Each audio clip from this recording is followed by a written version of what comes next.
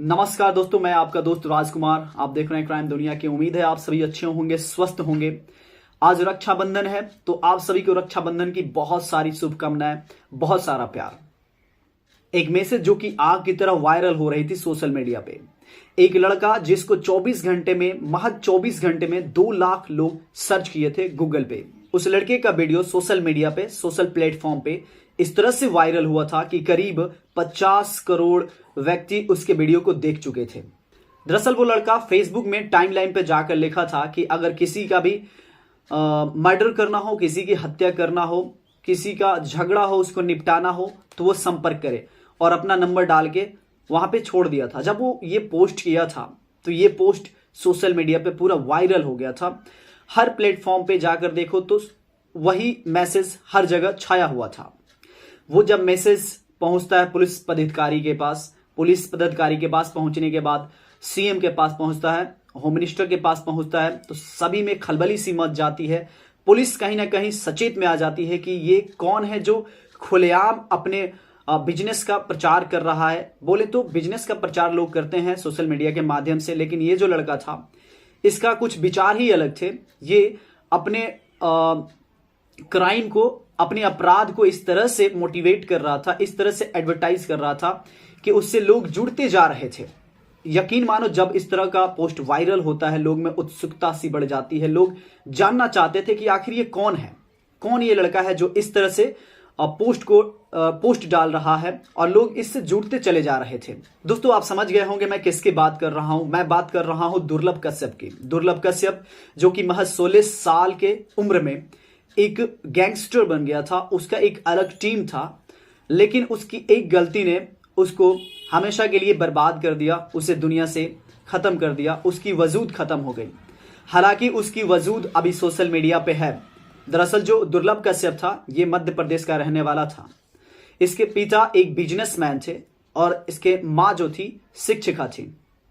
ये दुर्लभ कश्यप लड़का शुरू में बहुत तेज था, पढ़ने में होनहार बालक था। इसके पिताजी इसको प्यार से कोहिनूर कह के पुकारा करते थे। एक दिन का वाकया होता है जब ये अपने स्कूल में गया होता है। स्कूल में जाने के बाद पढ़ाई कर रहा होता है। अब दुर्लभ कश्यप के दोस्त भी थे और इसके सीनियर भी थे। अब एक सीनियर लड़का जो कि दुर्लभ कश्यप के दोस्त को पीट रहा होता है। दुर्लभ कश्यप वहां पे जाता है, उसे छुड़ाता है, लेकिन जो सीनियर लड़का है वो छोड़ नहीं रहा होता है, इसके दोस्त को पीटे जा रहा था। बाद में ये जो दुर्लभ कश्यप लड़का है उसे एक तमाचा लगाता है, और ऐसा तमाचा लगाता है जो गूंज उठता है उस स्कूल में, और वो सीनियर लड़का वहां से चला जाता है। ये सारे लड़के उसको देखते रह जाते हैं कि दुर्लभ कश्यप कैसे उस अपने सीनियर को वहां से हटा दिया।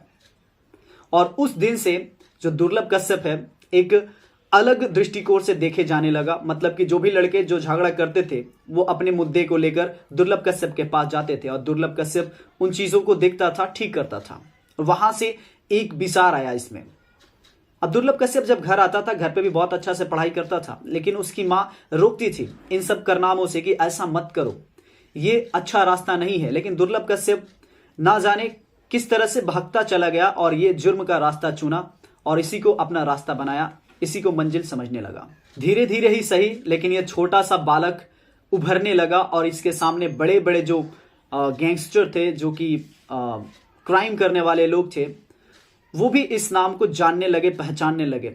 छोटे से उम्र में इतना बड़ा ये रुतबा पा लिया था, कृति पा लिया था। लेकिन इसका लिखा हुआ पोस्ट सोशल मीडिया पे यानी फेसबुक पे जब वायरल होने लगी तो ये पुलिसकर्मी के पास, सीएम के पास, होम मिनिस्टर के पास चला गया।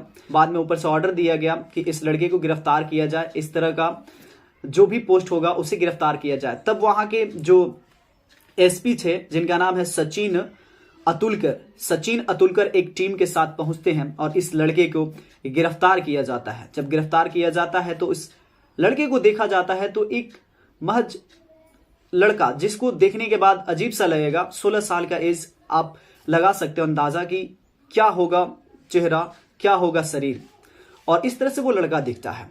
उस लड़के की ठीक से दाढ़ी नहीं आई होती है, लेकिन वो अपना हाथ उठाता है और अपने आप को बताता है कि मैं हूं दुर्लभ कश्यप, और इस तरह से उसे गिरफ्तार किया जाता है, जेल में डाल दिया जाता है।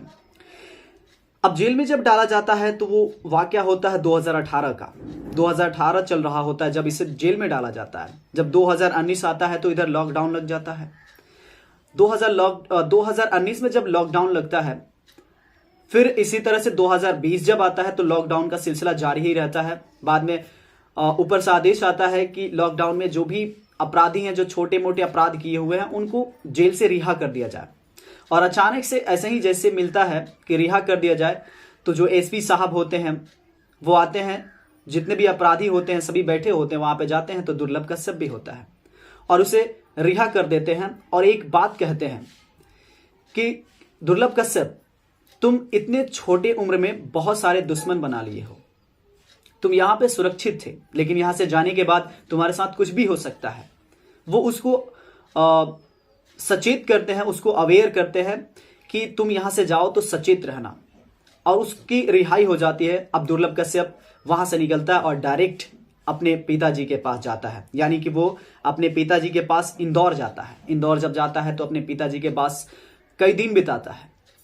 कई दिन बिताने के बाद वो कहता है कि मैं अपने माँ से मिलना चाहूंगा, अपने माँ के पास जाना चाहूंगा। बाद में दुर्लभ कश्यप अपनी माँ के पास जाता है। उसकी माँ रहती थी इंदौर में चला जाता है। अब जैसे ही वो अपने माँ के पास इंदौर पहुंचता है, उसकी माँ उसका फेवरेट पसंदीदा खाना बनाती है। वो पसंदीदा खाना यानी कि दाल बाड़ी चूरमा, काफी खुश होता है और माँ से बैठकर बातें करने लगता है। अब जैसे ही बातें कर रहा होता है, तब तक उसके 4 दोस्त होते हैं जो बाहर होते हैं, वो चिल्लाते हैं, कोहिनूर बाहर आओ। अब कोहिनूर जैसे ही इस बात को सुनता है, यानी दुर्लभ कश्यप का नाम होता है कोहिनूर, उर्फ कोहिनूर बचपन से बुलाया जाता था। जैसे ही दुर्लभ कश्यप अपना आवाज सुनता है दोस्तों का, वो बाहर निकलता है। उसके बाद से वो कहते हैं कि चलो कहीं घूमने चलते हैं। अब लॉकडाउन का समय था, कोई कहीं नहीं जा रहा था, तो रात का समय होता है। अब रात के 1 बज रहे होते हैं। उस वक्त वो अपने दोस्तों के साथ, यानी 4 दोस्तों के साथ एक इलाका पड़ता है रफीगंज हारफुल वाली गली में। वहां पे एक चाय दुकान है, अमर उर्फ भूरा खुरमजारी। वहां पे पहुंचता है उस चाय की दुकान पे। वहां पे जाके ये चाय पीने लगते हैं 4 दोस्त और दुर्लभ कश्यप। और थोड़े समय बीतने के बाद वहां पे 12 लड़कों का एक टीम आता है। 12 व्यक्ति वहां पहुंचते हैं, जिसमें शाहनवाज, रजा, सदा, इरफान, ये लड़के वहां पे आते हैं। अब जो शाहनवाज है इसके सामने बैठता है और दुर्लभ कश्यप से कहता है कि ये मेरा इलाका है। अब दुर्लभ कश्यप इस बात को सुन के चुप कैसे रह सकता, क्योंकि उसका एक अलग शान था, कृति था, रुतबा था, स्टेटस था। वो कहता है कि जो इलाका होता है वो कुत्तों का होता है, मैं शेर हूं। इस बात से तो फिर दोनों में ताना तनाव हो जाता है। इधर शाहनवाज का टीम अलग होता है, इधर दुर्लभ कश्यप का भी टीम अलग होता है। बाद में दुर्लभ कश्यप अपने दोस्तों को कहता है कि तुम यहां से चले जाओ। चारों दोस्त उसके चले जाते हैं और इसको यकीन था कि मैं अकेला इन सभी को ठीक कर दूंगा। बाद में दुर्लभ कश्यप अपना पिस्टल निकालता है और शाहनवाज पे तान देता है, गोली चला देता है। शाहनवाज को गोली लग जाती है, गर्दन पे गोली लगती है, शाहनवाज वहीं बेहोश हो जाता है। फिर ये दोनों ग्रुपों में पूरा भीड़ हो जाता है, मारपीट होने लगता है। और कुछ ही पल में वहां के जो शाहनवाज का जो गैंग होता है, उसमें जो लड़के होते हैं, वो सभी मिलकर दुर्लभ कश्यप को एक तेजधार हथियार से उसे गोद कर वहीं पे मौत के घाट उतार देते हैं। और इस तरह से दुर्लभ कश्यप की घटनास्थल पे ही उसकी मौत हो जाती है। तो दोस्तों, इस कहानी को सुनने के बाद आप क्या कहना चाहोगे? आपकी जो भी राय है कमेंट बॉक्स में जरूर बताएं। मैं तो कहना चाहूंगा कि ये जो जुर्म की राह है, इस पे अगर आप चलते हो तो ये बिल्कुल गलत है, कतई सही नहीं है, क्योंकि ये जुर्म की राह हमेशा आपको गलत राहों पे ही लेके जाएगी। आपको इसका परिणाम भी गलत भुगतना पड़ेगा, जिंदगी बर्बाद हो सकती है। तो क्यों ना कुछ अच्छा करें। दोस्तों, इस कहानी को सुनाने का उद्देश्य आपको अवेयर करना है, जागरूक करना है। मिलते हैं नेक्स्ट वीडियो में एक नए कहानी के साथ। तब तक के लिए जय हिंद, जय भारत।